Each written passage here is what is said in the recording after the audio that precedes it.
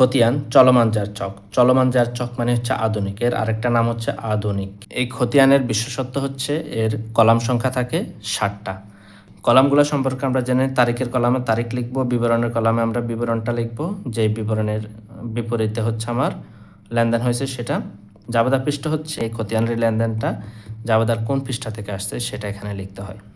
আবার ঠিক জাবেদার মধ্যে যখন খতিয়ান পৃষ্ঠা থাকে ওখানে উল্লেখ করতে হয় যে ওই জাবেদাটা খতিয়ানের কোন পৃষ্ঠায় লেখা হয়েছে, সেখানেও ওরকম পৃষ্ঠা লিখতে হয়। এজন্য জাবেদা পৃষ্ঠা এবং খতিয়ান পৃষ্ঠা থাকে।